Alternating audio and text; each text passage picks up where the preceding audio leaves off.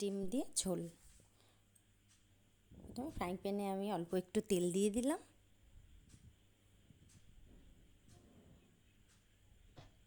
তেলটা গরম হওয়ার পরে আমি পটল,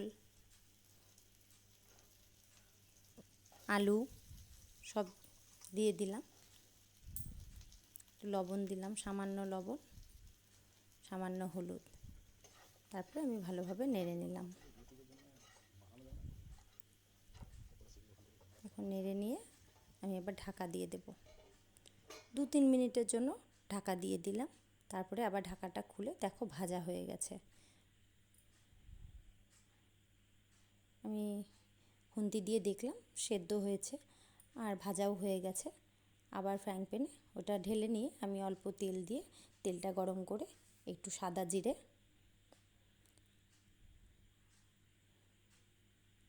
জিরেটা একটু ভেজে নিতে হবে, যাতে কাঁচা থাকলে গন্ধ হবে। চিনি দিলাম। তারপরে দেখো পেঁয়াজ, আদা, রসুন, জিরে, ধনে, লঙ্কা পেস্ট করে নিয়েছিলাম আমি। সেই পেস্টটা আমি তেলের মধ্যে দিয়ে দিলাম। দেওয়ার পরে আমি একটু নেড়ে নিলাম। নেড়ে নিয়ে এবার আমি ঢাকা দিয়ে দেব।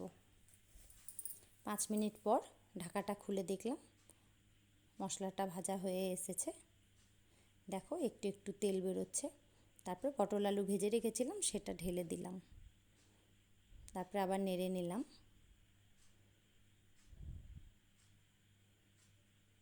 নেড়ে নিয়ে আবার ঢাকা দিয়ে দিলাম।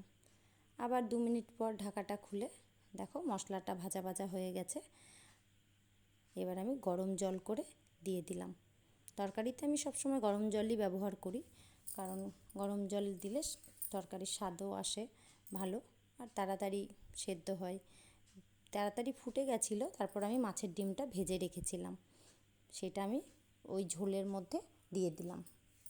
তারপর ভালোভাবে নেড়ে নেব, যেন সব ডিমগুলো এতটা পরিমাণ জল দেবে, যে যেরকম পরিমাণ রান্না করবে সে সেরকম পরিমাণ জল দিতে পারে, কারণ মাছের ডিমগুলো যেন ডুবে থাকে। কারণ একটু বেশি জল দেওয়াই ভালো, মাছের ডিমে অনেক জল টেনে নেয়।